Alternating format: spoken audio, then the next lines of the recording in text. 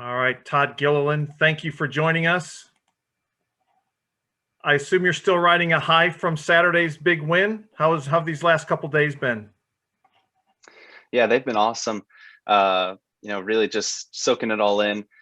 This is definitely, last year I made the playoffs and that was a huge high, but just being locked in this early, it's just, it's really cool. And, from here on out, we can just go race. So that's what I'm most excited about, not having to scratch and claw for each and every single point, but just very relieving and also very exciting. If you've got questions for Todd, raise your hand. We'll go through, and we've got Todd for as long as we need him. First win with Ford, first win for Front Row Motorsports in the Truck Series. Just kind of, what's the atmosphere like around the shop these days with having success in both series to this point? Yeah, it's really good. I think, obviously, I wasn't here, much past last year, but definitely the attitude is way better in here. Just when you have success, it's that much easier to get up every day and come back in here and do it all over, especially for the Cup guys. Dude, they do it obviously 36 weeks a year, and it just gets repetitive. But once you have just a little glimmers of hope here and there, and even though we're not them, hopefully we can keep them wanting to come back here and put in their best every single day. All right, we got some questions lined up here, so we'll get started with Bob. Go ahead, Bob.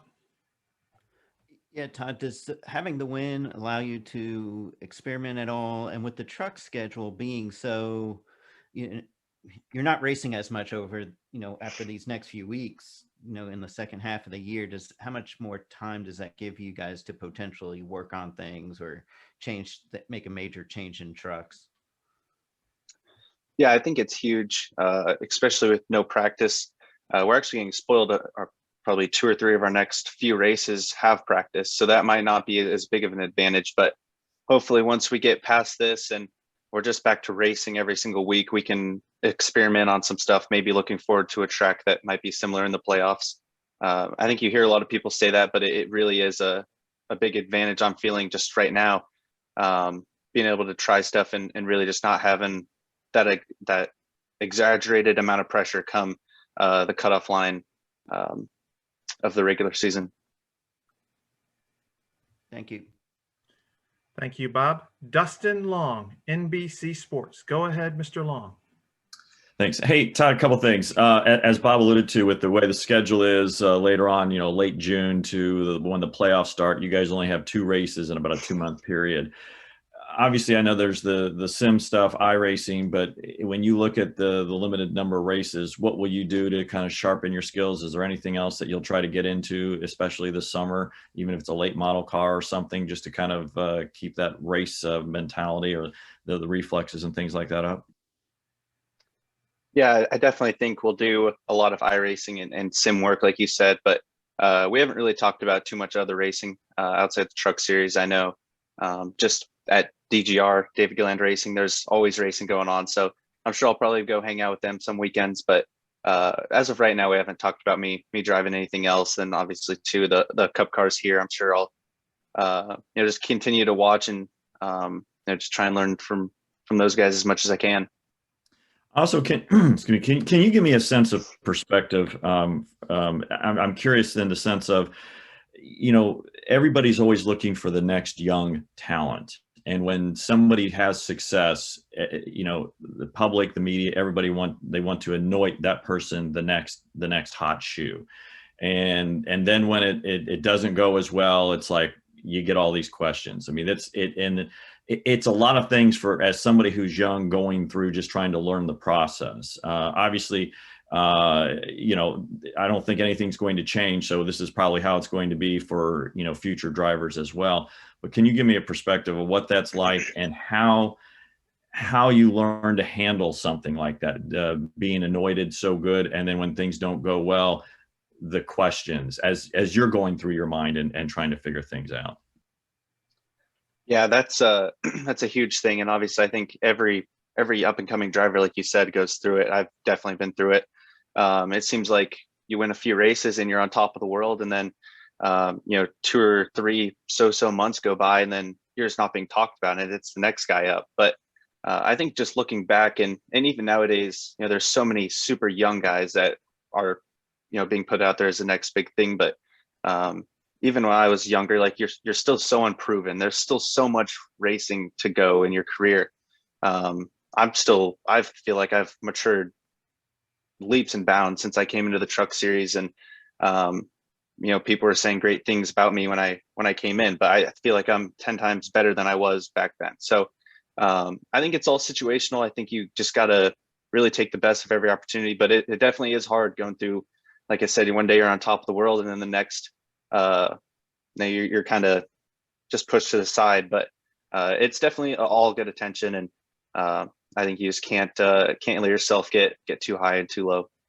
How did you learn through that process? Obviously, you were probably among those who probably got the most trial by fire, and probably, as you said, you're a better driver now, maybe unfairly raised to a higher level at certain points and unfairly knocked down at certain points. Well, I mean, I don't understand. I can't relate to how somebody could, how you handle going through that and rising from that. Yeah, I think you just have to have good people around you. For me, it's always been my dad. He's always been, keeping me steady through most of it, because I'm sure he's been there and done that already, So I think that's the biggest thing, just staying focused through it all. There's so many little things that people don't pay attention to throughout a race weekend. Sometimes where it goes good, or sometimes where it takes a turn for the worse. So you just got to take the best things out of it. And as a driver, there's only so many things you can control throughout the whole race weekend. So you just got to look at those things more importantly, and kind of eliminate the things that you can't control. And if they go bad, obviously try and fix them, but just work on yourself the most you can. And it's definitely a team sport, so you guys got to all work together. Thanks for your perspective. I appreciate it. Thank you, Dustin. Let's go to Ashley. Go ahead, Ashley. Hey Todd, now that you've opened up the season with getting your first win of the year, do you feel that could open the floodgates to possibly more trips to Victory Lane? Yeah, I definitely, could definitely see that happening. I think even over the last month or so, probably month and a half, 2 months, we have definitely made our trucks a lot faster. We've been more in contention every week. Kansas, we were, second going into turn 1 on a restart, got blocked, but we had a pretty good shot there at a top 3. Darlington, we ran up front and won a stage at 1.5 miles that was not good to us last year. And then obviously going to the road course and having a really good weekend. So I think, I don't think this is a fluke by any means. And I think that's the biggest thing I'm trying to talk to my team about is, just stay focused. We need to keep making the little steps. There's still a ways to go on the 1.5 miles and short tracks, but I think we can get there. And just any momentum is always a good thing. So just got to keep them motivated. And for a lot of my guys, this is the first win for them. So given that little taste of victory, I hope it makes them that much more motivated to do more, like you said. And now that you know that you're into the playoffs, what is your team focusing on to be even stronger, so that way when we get to that crucial time, you'll be one of the contenders?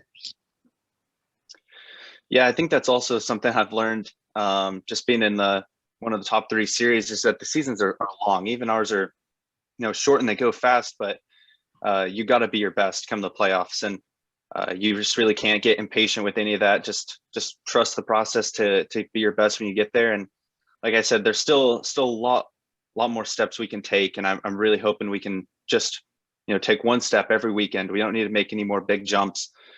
Just like you said, just to be our best come the playoffs. Thanks for your time today.